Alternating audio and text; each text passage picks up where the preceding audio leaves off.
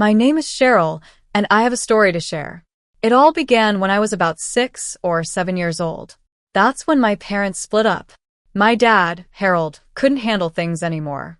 My mom, Isabella, had been on his case for years, always nagging him about not making enough money.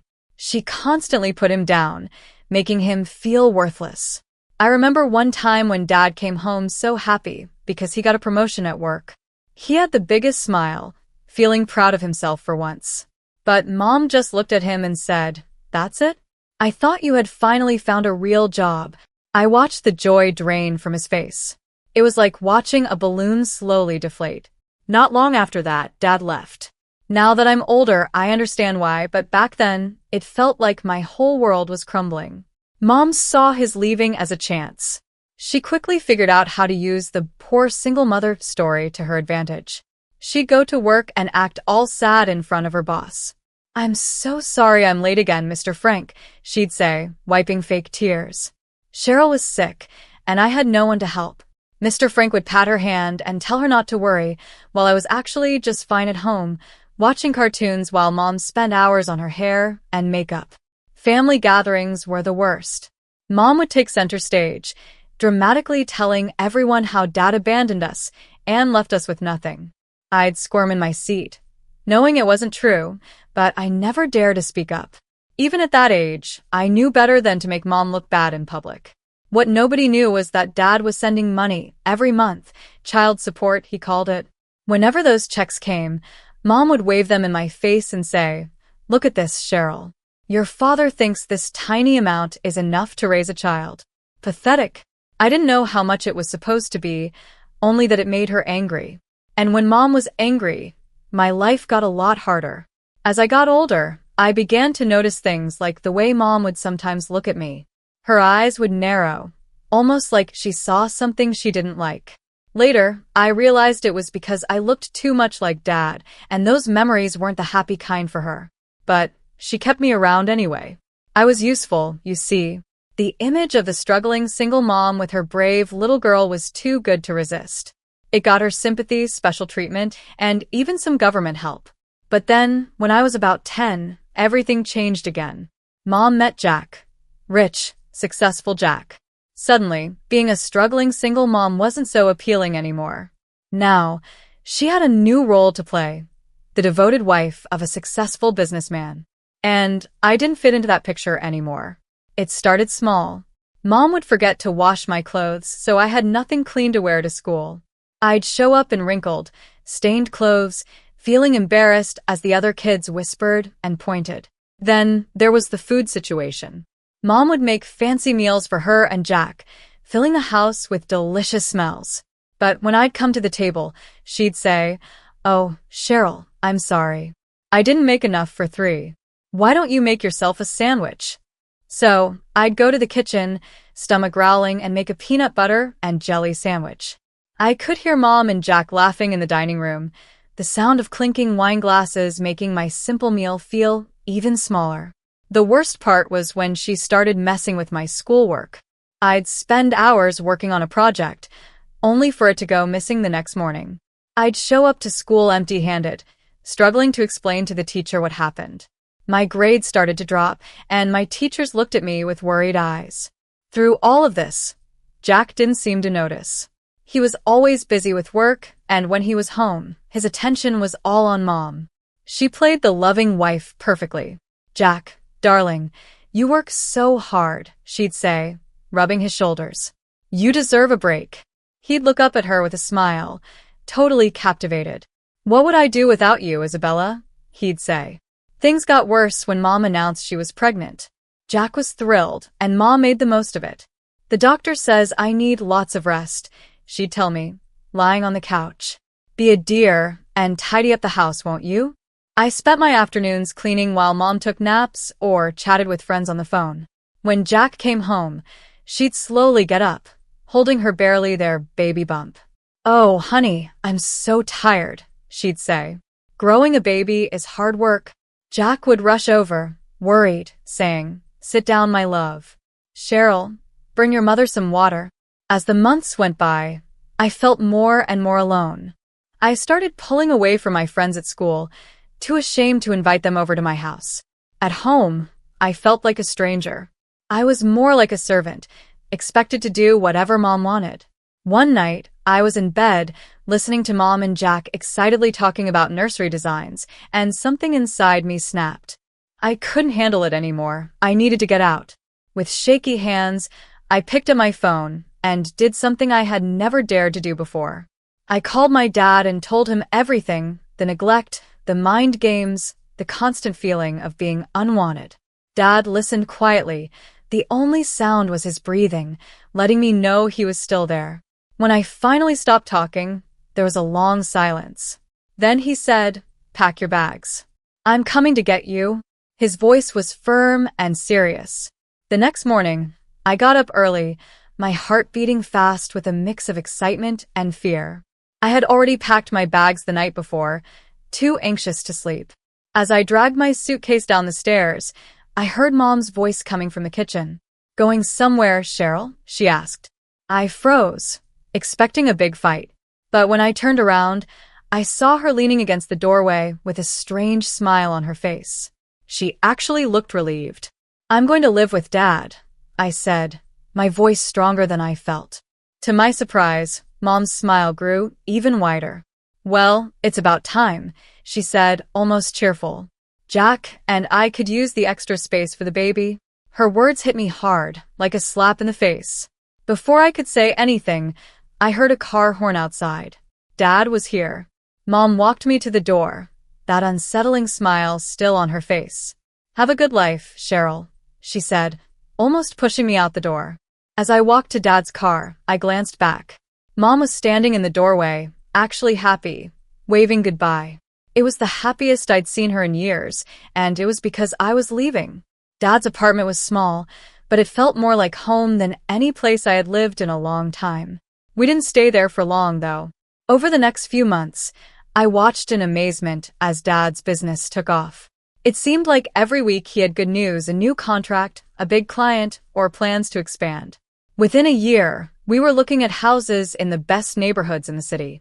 The house we bought was incredible, 2 stories of modern design, with huge windows and a backyard that looked like something out of a magazine. My room was bigger than our entire old apartment.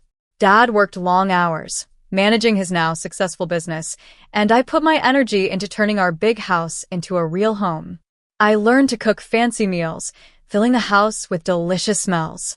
I kept everything clean, managed the staff, and even started a vegetable garden in the big backyard. As the months went by, everything began to change. I watched as Dad's hard work kept paying off. His business kept growing, and our life got even better. I transferred to the best private school in the city, and on my 18th birthday, Dad gave me a huge surprise, a brand new luxury SUV. "Now you can drive yourself to school in style," he said with a smile, tossing me the keys. "And maybe run some errands for your old man." As I got used to my new life, I thought about Mom less and less. She never reached out to me, and I didn't try to contact her or any of my relatives on her side. The hurt was still too fresh, and the memories were too painful. Instead, I focused on my studies. Years passed, and before I knew it, I was graduating from college with honors. As I stood on the stage, holding my diploma, I looked out into the crowd for Dad. He was there, smiling with pride, and for a moment, I forgot to breathe. This was what it felt like to be truly loved. After the ceremony, Dad pulled me aside with a grin. "I have something for you," he said, his eyes shining. He handed me a small box. Inside was a key. "It's for your new apartment in the city center. Consider it a graduation gift." Tears filled my eyes as I hugged him tightly. "Thank you, Dad, for everything." A few years went by after I graduated from college. My career was going well, I had a beautiful apartment in the city, and life was good. Dad and I had settled into a comfortable routine, weekly dinners and long phone calls. Everything seemed perfect until it wasn't. The news hit like a lightning bolt on a sunny day. Dad was sick, cancer. Advanced. The doctor's words blurred into a mix of medical terms, but the main point was clear. It was serious. From that moment on, my world became all about saving Dad. I took a break from work and moved back into his house to take care of him. Every moment of my day was focused on his care. I researched treatments, talked to specialists, and even looked into alternative therapies, anything that might give us a chance. The following months were a tough mix of hope and despair. For every good day, when Dad felt well enough to sit outside or enjoy a meal, there were 3 bad ones full of pain and sickness from the treatments. One evening, after a particularly hard day, I was helping him back to bed. He turned to me with a serious expression. "Cheryl," he said softly, his voice just above a whisper, "I need you to promise me something." I nodded, unable to speak because of the lump in my throat. "Promise me you'll live your life," Dad said. "Really live it. Don't let this hold you back." I wanted to argue, to tell him he was going to be fine, but we both knew that wasn't true. So instead, I squeezed his hand and said, "I promise, Dad." He passed away 3 weeks later. I was holding his hand when he took his last breath, telling him how much I loved him and how grateful I was for everything he had done for me. The next few days were a blur. I felt numb as I went through the motions of arranging the funeral. There were so many things to take care of: the casket, the flowers, the obituary. It all felt unreal, like I was planning something for someone else. I was at the funeral home, trying to choose music for the service, when my phone buzzed. The call was from an unknown number. I almost didn't answer, but something made me pick up. "Hello, Cheryl, it's your mother?" I nearly dropped the phone. After all these years of silence, she was calling now. "What do you want?" I asked, my voice cold. "I heard about Harold," she said, her voice softer than I remembered.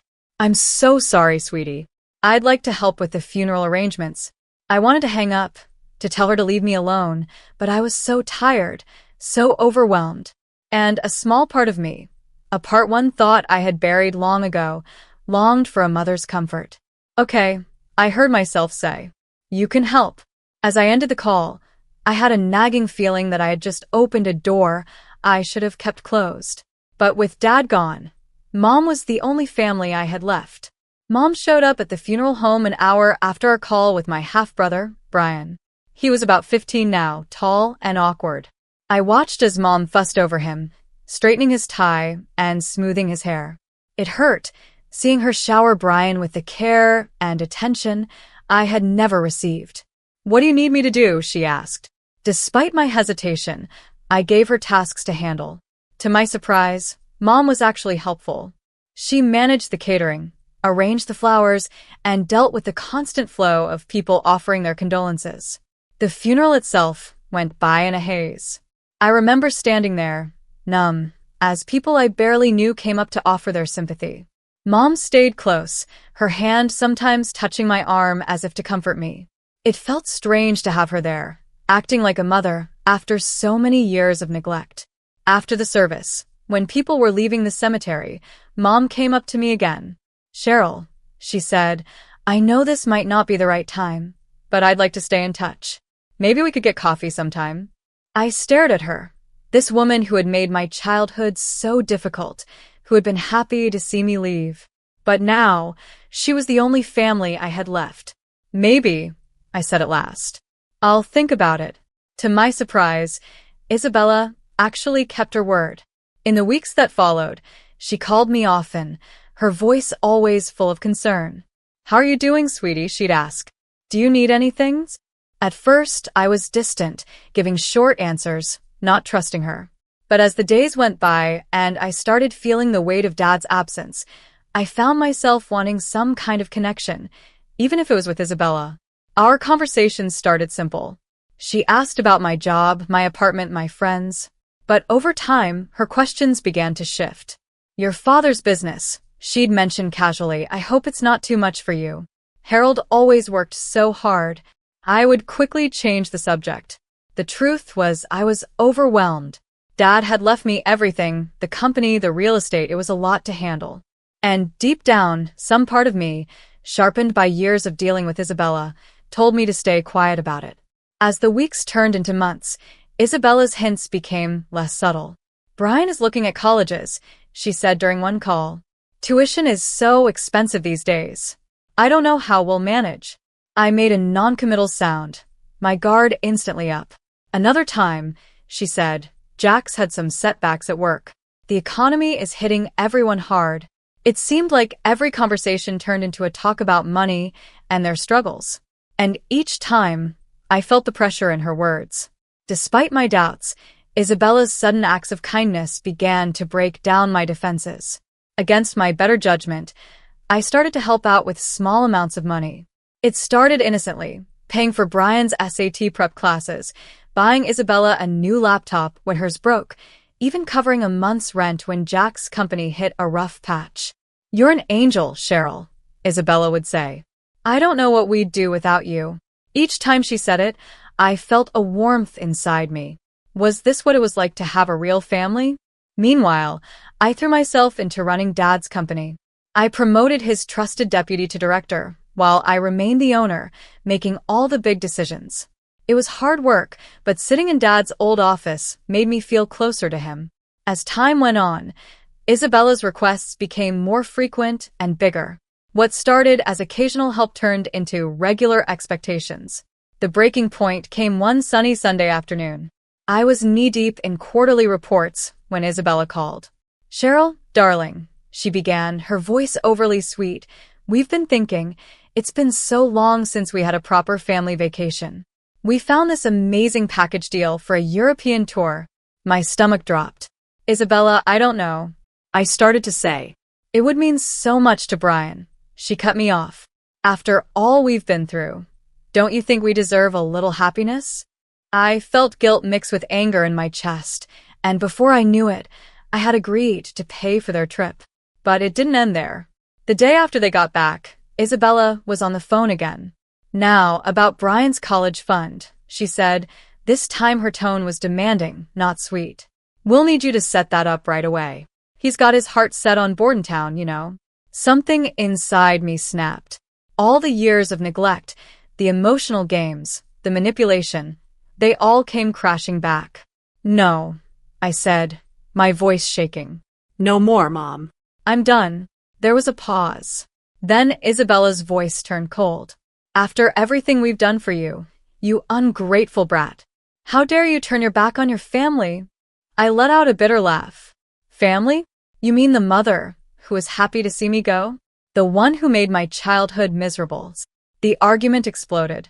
Isabella dropped any pretense of kindness, throwing insults and accusations. I fought back, years of anger and pain spilling out. "You're just like your father," she spat. "Selfish and cold-hearted." "Thank God for that," I shot back. "At least he loved me." The line went dead.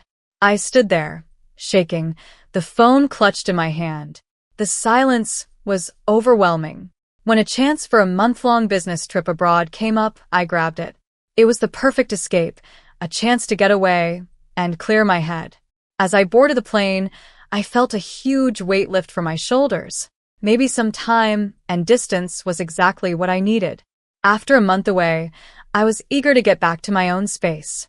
The trip had been successful but exhausting, and I couldn't wait to relax in my apartment.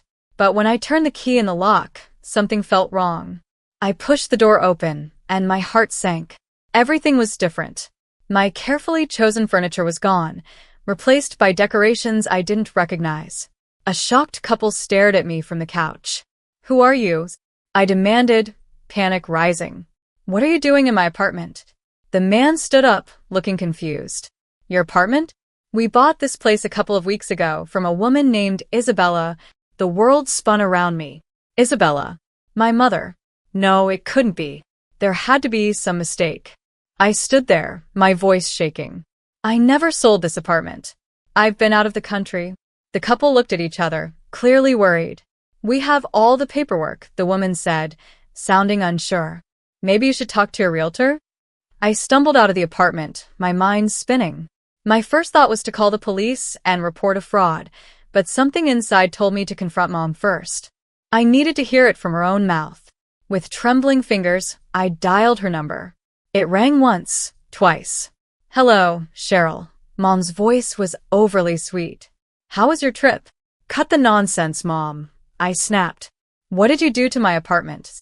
There was a long pause, and then, to my shock, Isabella laughed. A cold, mocking laugh. "Oh, Cheryl, she said, her voice dripping with fake sympathy. If you had just shared your money willingly, it wouldn't have come to this. You did this to yourself, you know. It felt like a punch in the stomach. You sold my apartment? How could you? I'm going to the police. Oh, really? Isabella interrupted, her voice suddenly hard. You're going to report your own mother? Please, we both know you don't have the guts for that. The call ended abruptly, leaving me standing on the sidewalk, homeless and in shock.